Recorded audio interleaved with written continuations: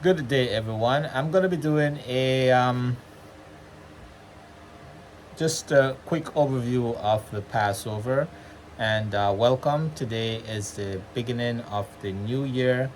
This day starts the Hebrew calendar of April 2024.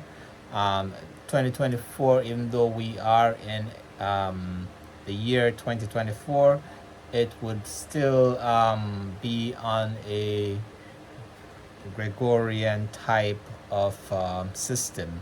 This is not Yahuwah's exact timing. As I've explained before, um, we are ahead of his exact timing, and that is because um, we calculate time in our generation as 365 days, and his time is 364 days. So based upon our time, based up using his calculation, we are in the year 2024 based upon our time and 365 days. All right, so we are ahead of Yahuwah's time. Now, I'm not gonna be telling you what year that we are in based upon his timing, but let's say that we are in the year 2024. All right. Um, so I'm gonna be reading this just to give you.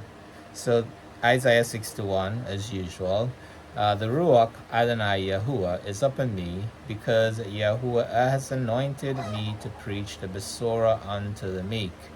He has sent me to bind up the brokenhearted, to proclaim liberty to the captives, the recovery of sight to the blind, and the opening of the prisons to them that are bound.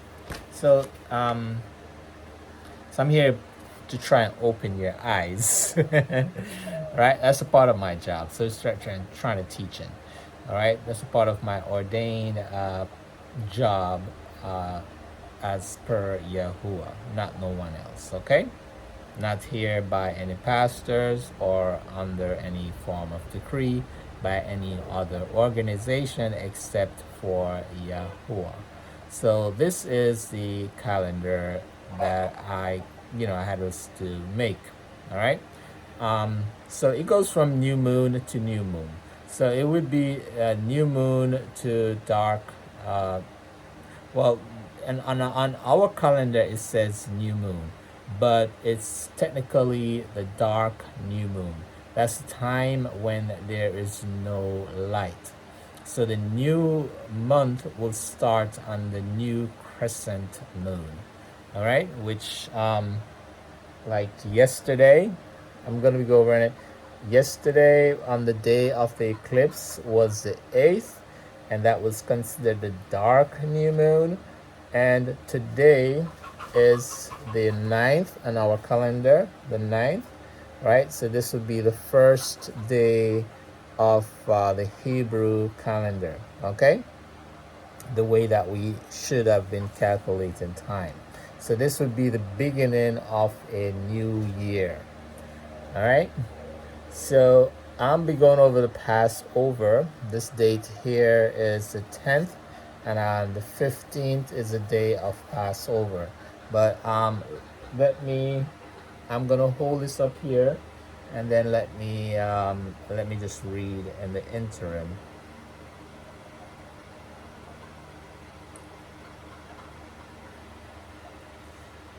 So on the 10th is when we do the celebration of the Passover, right?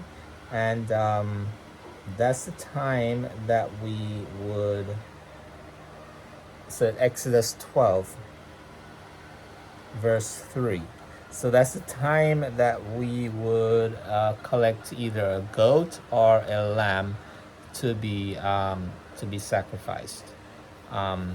And you don't really have to sacrifice, call it a sacrifice now, but it's supposed to be a feast day. So you collected the goat or the lamb um, on the ninth. So remember now, the day starts from the evening of, right? Always remember that. So it's gonna be um, let's say it's going to be next week on the 17th. You would at least collect your goat for the 10th, available for the 10th. All right, so you should have your goat or your lamb on this day. So the date starts over here, so you get prepared for this day in advance for these 5 days. All right, so here's where it says that, and that's in Exodus 12, verse 3. Speak he unto all the assembly of Israel, and my book here says Yashael, saying, in the 10th day of this month they shall take to them every man a lamb according to the house of their fathers, a lamb for a house. And if the household be too little for the lamb, let him or his neighbor next unto his house take it according to the number of the souls. Every man according to his eating shall make your count for the lamb. So that means, if it's too big for you, you should share it with your neighbor. Okay? Your lamb should be without blemish, a male of the first year. He shall take it out of the sheep or from the goats. So those are our instructions where if you're going to be celebrating the Passover. Now, I know most people that is celebrating the Passover, they don't really kill any goat or lamb during this time. They just go to the store and purchase a lamb. Now, when you do that, the instructions for that is that we should roast it over the fire and not, it should not be cooked. Okay? So that's one of the instructions that we should do for the lamb. So now we're going to go to Leviticus 23, where we are commanded to celebrate Passover. Okay? These are the feast of Yahuwah. I'm reading from verse 4. Leviticus 23, verse 4. These are the feast of Yahuwah. And this chapter gives you all the feast days that we should celebrate right throughout the year. But I am only going to be concentrating on Passover at this moment. These are the feasts of Yahuwah, even holy assemblies, which he shall proclaim in their appointed times. In the 14th day of the first month at even is Yahuwah's Pekah. So here he is reminding us, listen, the day begins on the 14th, so which is the evening. So you have to celebrate it, start celebrating from the evening up. So based upon your time, it's going to be on the 22nd. The evening of the 22nd starts a new day. All right, that's a new day to the end, which is ends up the evening ends about the day ends somewhere nowadays, depending on where you are, between 6:30, 7 o'clock. Okay. On the 15th day of the same month is the feast of Matzah unto Yahuwah. So basically, the 15th day starts over. Let me go over here. The 15th day starts over here, which is the night. That's something that's probably some people are hard to understand, or the concept is a little bit more difficult because of our time, and we go on a 24-hour basis where our days starts at midnight. Okay, it is not so when it comes on to Yahuwah's timing. So in the first verse 7, Exodus 23, verse 7. In the first day he shall leave a holy assembly. He shall have a holy assembly. I'm sorry. He shall do no servile work therein. Servile means no hardcore work. He could do, a little bit stuff around the house, but nothing going to work or do anything like that. So it's going to be like a day as the Sabbath. All right. It's going to be a day as the Sabbath. But he shall offer an offering made by fire unto Yahuwah 7 days. And the seventh day is a holy assembly. He shall do no servile work. So on this day, so for 7 days, starting, and then you're going, when the 7 days come now, generally we start from here, I believe, when we start counting. But on the 7th, you start the 15th to be day 1. So you start counting 1, 2, 3, 4, 5, 6, 7. So you're going to end on the 29th. Okay? The 29th. And that's when the Passover would end. And then you're going to eat matzah during this entire time, which is basically flour. You can make it your own self. Flour. The thing that it should not have any leaven, which is any risers, baking powder, baking sodas as we use in our flour today. That it should not have that. Also, we should take out every single items within our household that contains any form of baking powder. Like, say, for example, crackers, your buns, your breads, and all of those items should be out of the house during this period of time, right? So you're going to prepare your house from the 10th to the let's use your time from the 18th to the 22nd, which that's the preparation date. All right. And then when you get your goat, this on the 15th, or I'll remember, it's not the morning of, you start celebrating from the night, which is on our time would be the 22nd, the evening of the 22nd, right? And that's when you would start celebrating on the 15th, right? The Hebrew time, our Hebrew time is right here on the 15th. Okay? Now, and then after that, it tells you 50 days, you start celebrating. After that will be Passover. Okay? So Passover will start the following day. And it's 50 days. You'd also do 50 days of sacrifice, but we're not required to do sacrifices. As I was explaining to someone the other day, I use the word required. Now, if you want to do a sacrifice unto Yahuwah any of these days, you can. It's not necessarily going to be not accepted. There's a difference between require, right? So they said Jesus Christ came and replaced it. Not necessarily totally replace it. It means that if you want to do it, you can go ahead and do it. Right?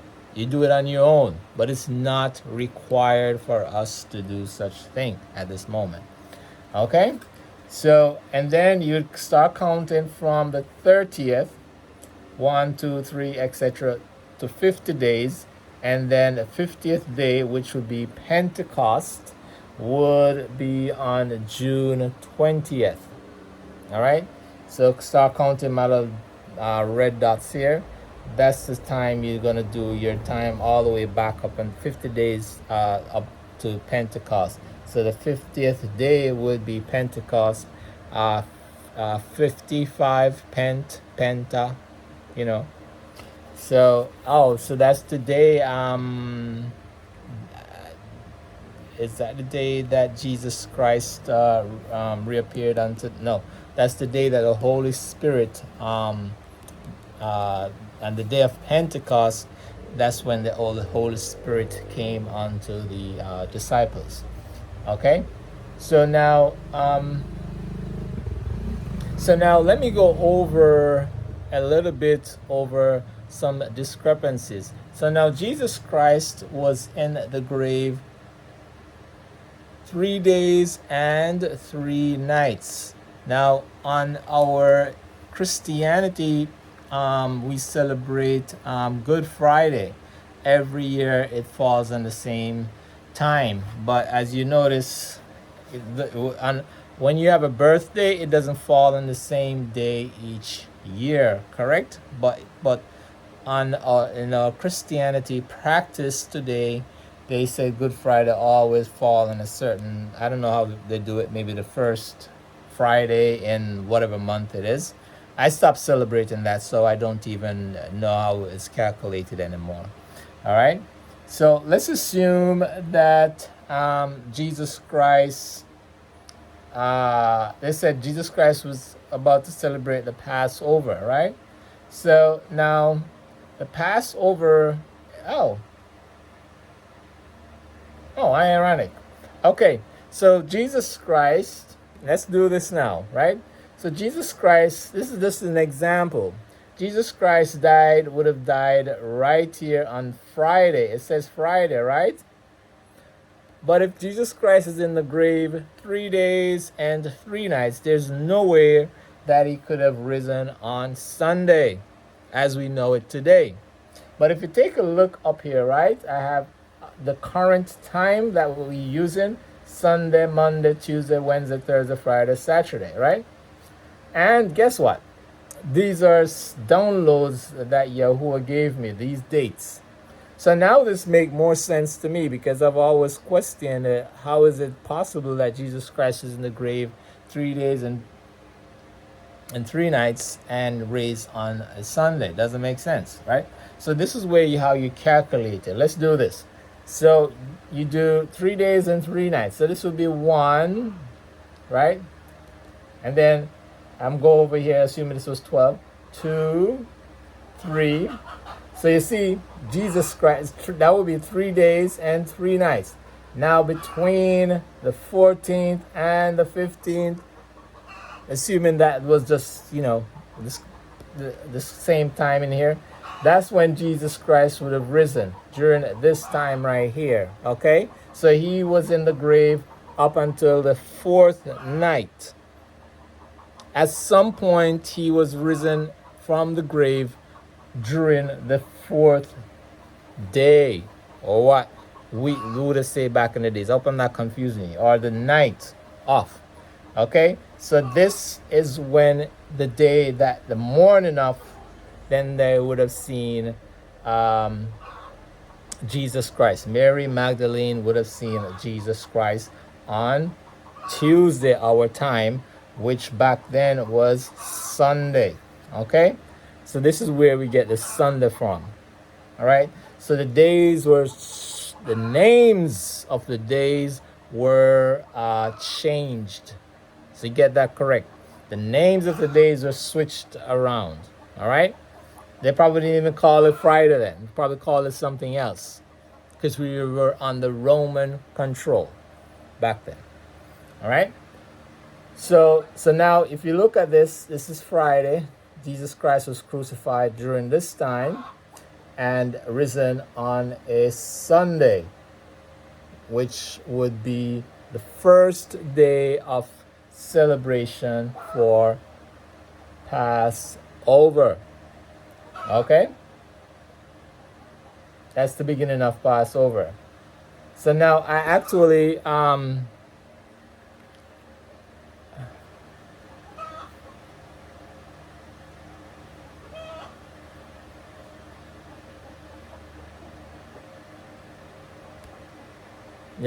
I think I'm just getting a revelation here. Hold on 1 second. I have a calendar from last year.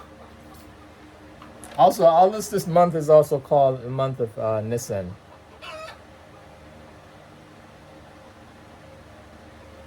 Okay, so yeah, this is don't worry, there's information over here. This for last year calendar, it was the 14th.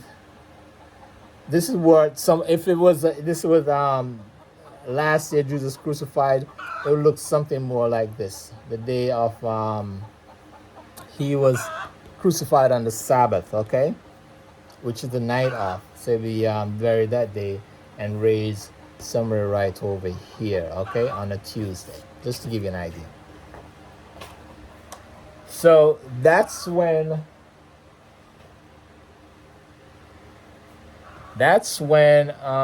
Jesus Christ would have been risen right over here, okay? So remember the dates and times changes. Just giving you an example. So whatever this week was, that's the week that he went to be crucified, to be celebrating Passover. As a matter of fact, this day, as I explained to you before, last year would have been a better lined up, explaining it better than now. Okay, let me bring it back again. This was last year calendars.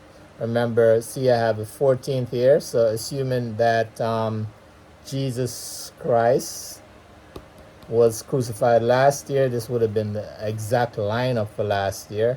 So it would have been this year, right? For the day of Passover. So remember, the Bible said that he was about to celebrate Passover. So this would have been the day that he would have been crucified. Okay?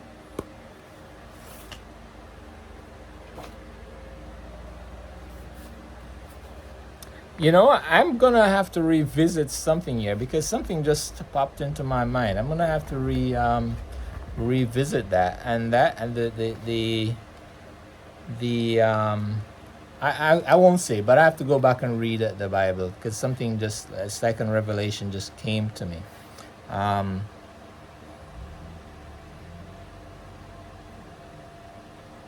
Yeah. I'll explain it. I don't want to confuse anyone. But it has something to do with the selection of the lamb. That's what came to my mind, but I don't want to say it at this moment. But I'm just going to say it may have to do something with this collection of the lamb, because remember, we have to select the lamb. Actually, we have to select the lamb before. So I'm going to have to go back into the Bible and reread whether or not Jesus Christ was how should I say it? Since he came as a lamb, whether or not if this date has anything to do with his crucifixion, whether or not if this was the time that he was crucified or it was over here. Okay, that's something that just came to my mind because he would have been the sacrificial lamb. You know, I wouldn't put it past y'all that everything would have lined up that this would have been the date that he was crucified on this day. Does it make sense to everyone? Am I making sense? I would have to go back into the Bible to reread that story. Okay, so those are your timelines, and April, and I think it's called Nissan. I think it is called a Nissan, right? N-A-S-S-A-N. So these are your timelines. Okay, and then Pentecost, coming up, Pentecost will be June 20th. All right, so this is our timeline from here up until I see when the year actually ends.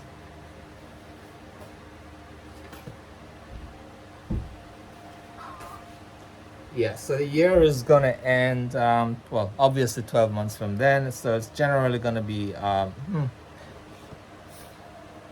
laughing because my mind should have just do the calculations and then. So it's going to end somewhere between March and April, okay? And our timeline of next year. So that's just to give you a brief description of the calendar as per Yahuwah that we should be doing. And remember, there are 364 days. So now you see my year ends at 30. Not every not most of the days are 29 days within the calendar, okay?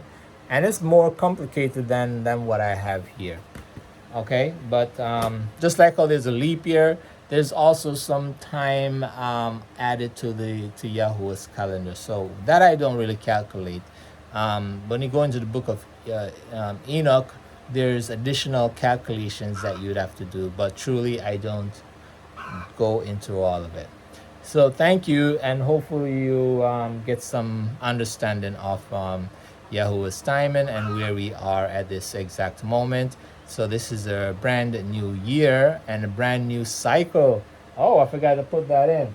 So a cycle, our cycle just, this is a brand new 7-year cycle, which ends in 2023. All right. So Yahuwah's 7th year cycle based upon our timeline, and in 7th call it yesterday. All right. So now we are beginning a new cycle of 7 years based upon our timing. I hope I'm not confusing it. Remember, there are 2 times: Yahuwah's time and our time. And I just showed you our time, exact timing based upon using the new moon. However, Yahuwah has his time, exact timing, and his exact timing is behind our times. Does that make sense? I'm just trying to make sure that you understand it. So thank you, everyone. Hopefully that was I presented it good so you can understand it. Thank you.